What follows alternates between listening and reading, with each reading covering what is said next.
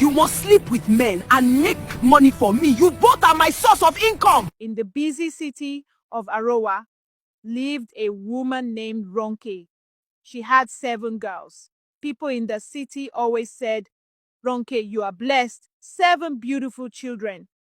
But Ronke did not see blessing. She only saw money, pleasure, and how she could use her daughters.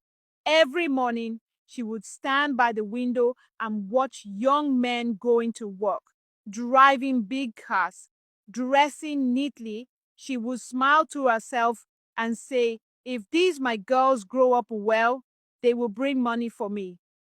While other mothers taught their children kindness, Ronke taught her daughters how to dress, to attract men, how to talk to men, and how to lie for money. The neighbors saw this and shook their heads. Something is wrong with that woman, an old woman whispered. She will destroy those girls. But no one knew how dark Ronke's plan truly was. When the 5 oldest girls reached their teenage years, Omolola, Omowumi, Omolade, Omoyeni, Omolewa, Ronke finally revealed her wicked dream. One night she gathered them all inside their small room. The room was dark, and only one candle burned. The girls could hear sounds from the busy city outside, cars honking, night music, people shouting. Ronke spoke slowly. From today, all of you will work for me. You will go out at night and meet men. They will pay you, and you will bring the money to me. That is how our family will survive. The girls looked at one another, confused and afraid. Omolola, the eldest, asked quietly, Mame, is that the only way? Ronke's eyes turned hard. Yes, and if you refuse, you will see my anger. She beat them if they said no. She starved them if they cried. She locked the door when they tried to talk about running away. The house became a place of fear. But among all the girls, 2 had brave hearts. Omolola, gentle, wise, kind. Omolade, strong, bold, and clever. The 2 sisters used to whisper at night, we cannot stay here. This life will destroy us. One day, we will run. One night, after their mother beat Omolade for refusing to follow a man, Omolola held her sister and cried, we must escape, Lade. We must save ourselves. And so, they made a plan. It was a rainy night. Thunder rolled across the city. Rain slapped the roof like angry fingers. Ronke slept heavily after drinking palm wine. The girls moved quietly. Omolade slowly lifted the window. Omolola carried a small bag with only 2 bread rolls and a bottle of water. The other sisters woke up.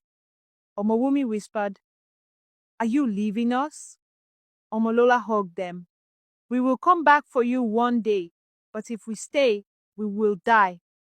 The girls climbed out of the window into the wet night and disappeared into the dark streets of Arawa City. They ran until their legs hurt. They hid under a parked bus until morning. They prayed, they cried, but they were free.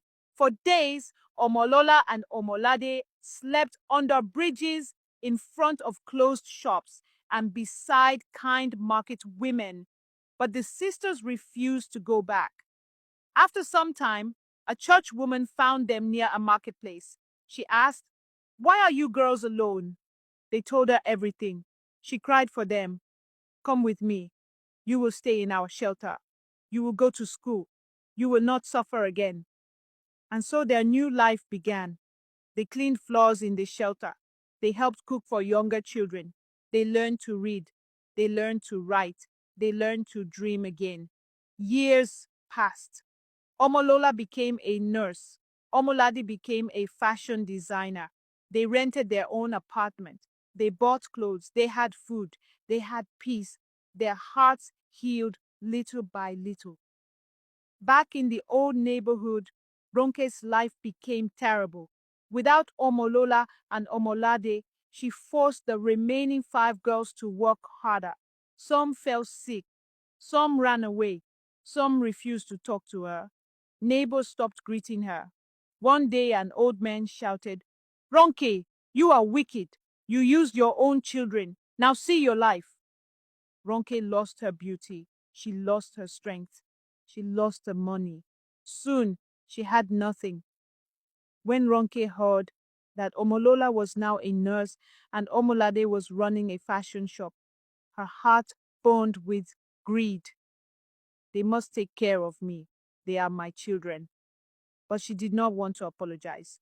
She only wanted their money, so she began to send people, a pastor, a market woman, a neighbor, even a stranger who didn't know the story. Each one went to the sisters and said, "Your mother is suffering. She said you should come home and take care of her." But Omolola always replied, "We forgave her, but we will not return to that pain." And Omolade said, "A mother who sells her children is not a mother. We pray for her, but we will not go back." One evening, rain fell heavily over Arawa city. Ronke sat alone in her dark room.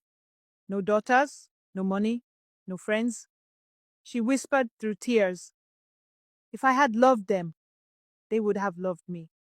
She lay down on her mat, weak and tired. The neighbors heard her crying, but no one came. Everyone remembered how she treated her girls, and just like that, her life faded into silence. Meanwhile, in another part of the city, Omolola and Omolade opened a big women's center to help young girls who were suffering like they once did. They held hands and said, "Our past will not destroy us. We will help others become better." They built a shining future for themselves. They became known all over the city for their kindness. Children ran to them. Women prayed for them. The city loved them, and they lived long, happy, successful lives. Moral of the story: a parent who harms their children loses their children. A good heart brings a good future. You can rise above your past.